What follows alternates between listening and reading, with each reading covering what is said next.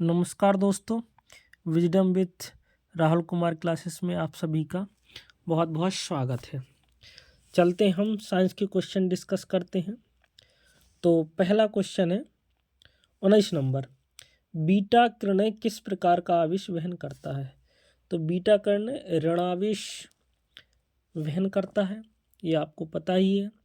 और धनात्मक जो किरणें होती हैं वो अल्फा किरणें होती हैं, और शून्य आवेश जो आपका गामा किरणें होती है उसमें कोई भी आवेश नहीं होता है। अगला क्वेश्चन 20 नंबर पे आएंगे।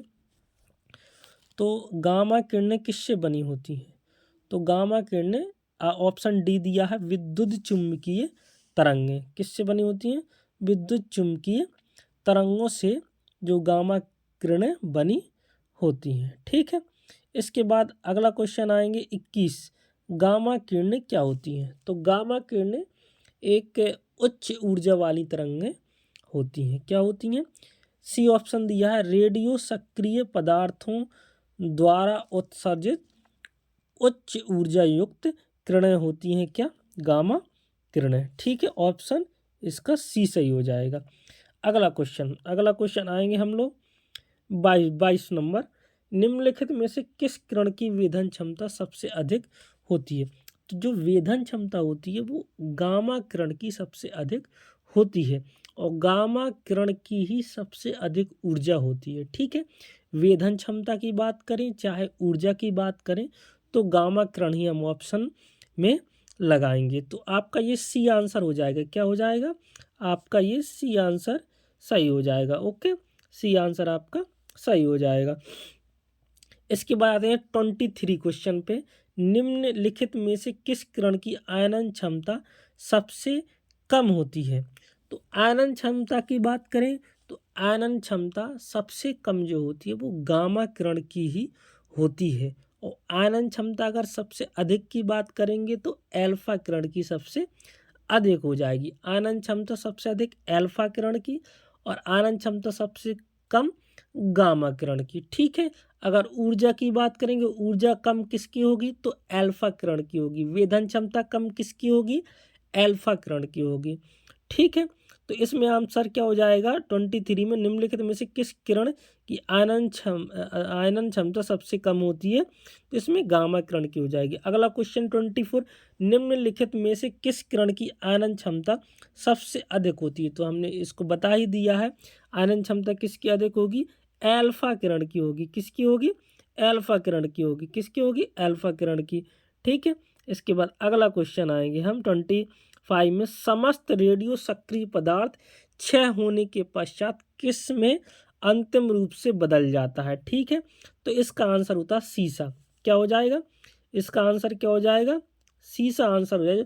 कोई भी पदार्थ जब क्षय हो जाता है तो जो अंतिम अवस्था होती है उसकी वो सीसा में परिवर्तित हो जाता है। ठीक है, अगला क्वेश्चन देखिए। अगला क्वेश्चन है, न्यूनतम पारगम शक्ति किरण कौन सी है। न्यूनतम पारगम का मतलब वेधन क्षमता सबसे कम किसकी होती है। तो वेधन क्षमता सबसे अधिक किसकी होती है, गामा किरण की, और सबसे कम किसकी होती है, अल्फा किरण की। तो इसका आंसर क्या हो जाएगा, ए आंसर हो जाएगा। क्या हो जाएगा, ए आंसर हो जाएगा। न्यूनतम पारगम शक्ति किसकी हो जाएगी, अल्फा किरण की हो जाएगी। ठीक है, इसके बाद अगला क्वेश्चन है 27 में, किस रेडियो एक्टिव तत्व का नाम उसके खोजकर्ता के देश के नाम पर रखा गया है। ठीक है, तो इसका आंसर क्या हो जाएगा, पोलोनियम। कौन सा हो जाएगा, पोलोनियम है जो उसके नाम से किसी देश का नाम रखा गया है। ठीक है, इसके बाद अगला अगला आइए आप लोग, निम्नलिखित 28 में, निम्नलिखित में से कौन सा तत्व प्राकृतिक रेडियो सक्रियता नहीं दर्शाता है। तो इसमें ऑप्शन देखेंगे, पहला यूरेनियम, तो ये तो दर्शाता है रेडियो सक्रियता। बी, थोरियम भी दर्शाता है। तीसरा देखेंगे एल्युमिनियम, तो एल्युमिनियम नहीं दर्शाता है, पोलोनियम तो दर्शाता है। ठीक है, तो इसका आंसर क्या हो जाएगा, जो रेडियो सक्रियता नहीं दर्शाता उसका आंसर क्या हो जाएगा, एल्युमिनियम। ठीक है, क्या हो जाएगा, एल्युमिनियम। अगला क्वेश्चन देखिए कि नाभिकीय विखंडन के दौरान श्रृंखला अभिक्रिया को नियंत्रित करने के लिए न्यूट्रॉनों का अवशोषण करने हेतु निम्न में से किसका प्रयोग किया जाता है। ठीक है, अब नियंत्रण करना, तो नियंत्रित जो छड़ें होती हैं वो बोरान और ग्रेफाइट की छड़ों का यूज किया जाता है। किसका प्रयोग किया जाता है? न्यूट्रॉनों का अवशोषण करना है या नियंत्रण करना है, तो जो नियंत्रक छड़ें होती हैं वो बोरान और ग्रेफाइट की छड़ें होती हैं। तो इसमें ऑप्शन दिया है बोरान, तो इसका आंसर क्या हो जाएगा? बोरान का प्रयोग जो नाभिकीय विखंडन में नियंत्रक छड़ों के रूप में ग्रेफाइट और बोरान की छड़ों का प्रयोग किया जाता है। इसी में आप ऑप्शन देखेंगे बी, भारी पानी। तो भारी पानी का जो प्रयोग करते हैं वो प्रशीतक के रूप में करते हैं, मंदक विमंदक के रूप में भारी पानी का प्रयोग हम करते हैं। ठीक है, अगला क्वेश्चन हम लोग करेंगे 30वां। निम्न में से कौन सा एक रेडियो एक्टिव तत्व नहीं है? इसमें ऑप्शन दिया है, पहला एस्टेटिन, फ्रांसियम, ट्राइटियम या जर्कोनियम। तो इसमें हम देखेंगे कि नहीं है, ठीक है ना, रेडियो एक्टिव तत्व नहीं है, तो जर्कोनियम नहीं है। ठीक है, अगला क्वेश्चन आएंगे हम लोग 31 पर। रेडियोधर्मी वस्तुओं को किससे बने पात्र में रखना उचित होता है? तो इसका आंसर क्या हो जाएगा? पीबी मतलब शीशा।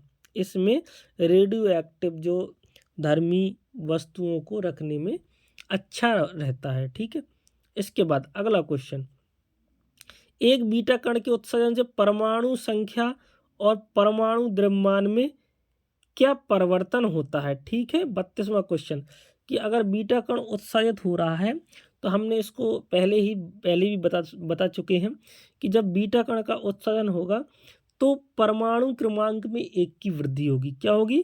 परमाणु क्रमांक में 1 की वृद्धि होगी और परमाणु द्रव्यमान में कोई भी परिवर्तन नहीं होगा। देखो ये बीटा कण है, बीटा कण में देखो परमाणु द्रव्यमान 0, तो यहाँ पे कोई परिवर्तन नहीं होगा। -1 है तो क्या होगा? 1 की वृद्धि होगी। ठीक है, -1 का मतलब क्या होता है? 1 की वृद्धि होगी यदि बीटा कण का उत्सर्जन होता है। ठीक है, अगला क्वेश्चन आप लोग देखिए, अगला क्वेश्चन 33 में, एक एल्फा कण के उत्सर्जन से परमाणु क्रमांक और परमाणु द्रव्यमान में क्या परिवर्तन होगा? ठीक है ना, एक एल्फा कण में अगर उत्सर्जन होता है, एक एल्फा कण का उत्सर्जन होगा तो देखिए 2 की कमी आएगी। क्या? परमाणु क्रमांक में 2 की कमी आएगी और परमाणु द्रव्यमान में 4 की कमी आएगी। यदि एक एल्फा कण का उत्सर्जन होता है तो परमाणु क्रमांक में 2 की कमी आएगी और परमाणु द्रव्यमान में 4 की कमी आएगी। तो इसमें आंसर दिया होगा, देखिए आप लोग, ये ऑप्शन है इसका डी आंसर है। परमाणु क्रमांक में 2 तथा परमाणु द्रव्यमान में 4 की कमी। तो आंसर क्या हो जाएगा? डी आंसर इसका हो जाएगा। क्या आंसर हो जाएगा?